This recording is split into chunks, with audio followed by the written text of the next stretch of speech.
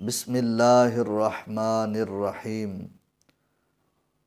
حضور نبی اکرم مصطفیٰ کریم جانے جانا صلی اللہ علیہ وآلہ وسلم کے ایک عظیم الشان صحابی حضرت جناب سیدنا جبیر بن مطعم رضی اللہ تعالیٰ عنہ آپ اپنے ایمان لانے کا واقعہ خود ہی سناتے ہیں۔ اس واقعے کو مفسرین کرام نے اپنی تفاسیر میں، محدثین کرام نے احادیث کی کتب میں روایت کیا ہے۔ آپ خود ارشاد فرماتے ہیں کہ میں مدینہ منورہ زادہ اللہ شرفا و تعظیمہ کے اندر اس وقت آیا تھا جب جنگ بدر کے بعد، یعنی غزوہ بدر جب ہوا، اس کے بعد کچھ مکہ کے لوگ جو ہے وہ قید ہو کر حضور نبی اکرم صلی اللہ علیہ وآلہ وسلم کے صحابہ کے پاس موجود تھے مدینہ منورہ میں۔ کہتے ہیں میں ان قیدیوں کے بارے میں بات کرنے کے لیے مدینہ منورہ حاضر ہوا تو نماز مغرب کا وقت تھا۔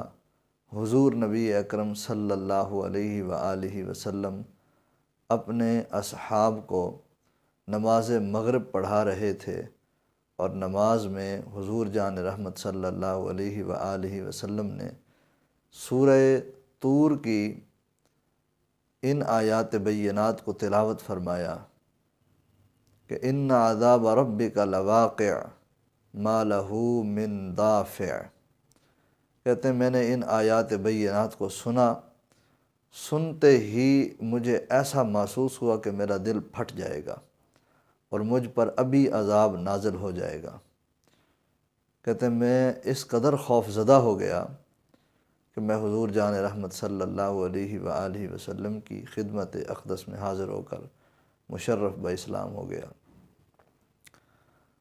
حضرت حسن رضی اللہ تعالی عنہ فرماتے ہیں کہ ایک مرتبہ حضرت امیر المومنین سیدنا فاروق اعظم رضی اللہ تعالی عنہ نے یہی آیت کریمہ کہ ان عذاب ربک لواقع آپ نے تلاوت فرمائی تو آپ کی سانس پھول گئی، یعنی خشیت الہی، خوف خدا ان پر اس قدر طاری ہو گیا کہ ان کی سانس پھول گئی، اور 20 دن تک مسلسل بار بار ان کی یہی کیفیت ہوتی رہی۔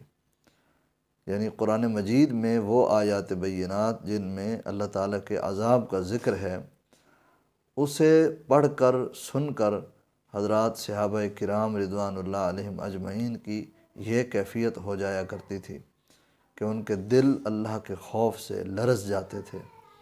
ہمیں بھی چاہیے کہ ہم بھی جب قرآن مجید کی تلاوت کریں تو ان آیات بینات کو اپنی ذات پر، اپنے وجود پر طاری کریں اور ان کیفیات کو محسوس کریں۔ جو حضرات قرآن مجید کی آیتوں کا مفہوم اور معنی سمجھتے ہیں، ان کے دلوں پر واقعی قرآن مجید اثر کرتا ہے۔ قرآن مجید کی آیتوں سے ان کے دلوں میں نور داخل ہوتا ہے اور ان کے سینے میں ہدایت آتی ہے۔ اللہ تعالیٰ ہمیں بھی قرآن مجید پڑھ کر، سمجھ کر عمل کی توفیق نصیب فرمائے۔